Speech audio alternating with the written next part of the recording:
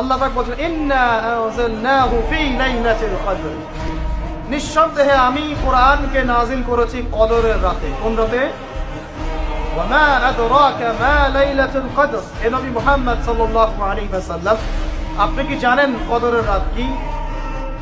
লাইলাতুল কদরি খায়রুম মিন আলফি শাহর, আল্লাহ পাক বলেন কদরের রাত হচ্ছে হাজার মাসের চাইতে উত্তম। সুবহানাল্লাহ। তানাজ্জালুল মালাইকাতু ওয়ার রূহ, এই রাতে নাজিল হয়, অবতীর্ণ হন ফেরেশতা মণ্ডলী, আসমান থেকে সমস্ত ফেরেশতারা নেমে আসে। ওয়ার রূহ, এবং জিবরাইল আলাইহিস সালাম নেমে আসে। তানাজ্জালুল মালাইকাতু ওয়ার রূহ ফিহা বিইذনি রাব্বিহিম মিন কুল্লি আমর, এই রাতে আল্লাহ পাক তাকদীরের ফয়সালা করেন প্রত্যেকটা বিষয়ে।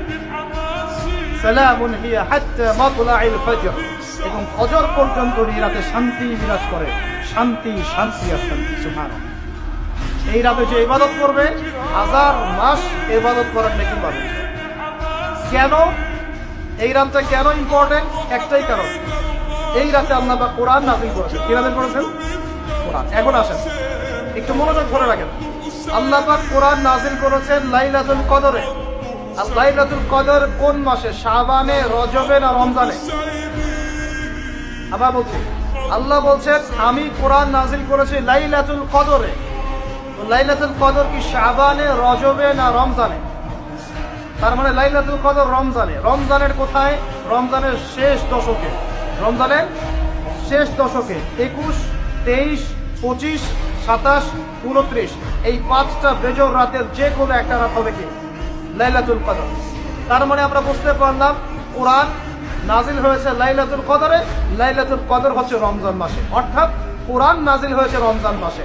ঠিক আল্লাহ পাক সূরা বাকারায় বলছেন শাহরু রমাদানাল্লাযী উনজিলা ফীহিল কুরআন, রমজান সেই মাস যেই মাসে শুধু কিবলাই পরিবর্তন হয়নি, শুধু বদরের যুদ্ধই করা হয়নি, রমজান মাসে কোরআনও নাজিল হয়েছে। আল্লাহু আকবার। এখন বুঝতে হবে, এবার এই জায়গায় আসেন, যখন কোরআন নাজিল হচ্ছে তখনকার পরিবেশটা কেমন? এই যুবক ভাইরা একটু খেয়াল করেন, আপনাদের জন্য এই লেকচারটা ইম্পর্টেন্ট, আর আগামীর কাজগুলো আপনাদেরকে করতে হবে। রমজান মাসে কোরআন নাজিল হয়েছে, এখন দেখবো আমরা কোরআন কোন প্রেক্ষাপটে নাজিল হয়েছে, কেন নাজিল হলো, কোরআন নাজিল হওয়ার কি প্রয়োজন ছিল বিশ্বে।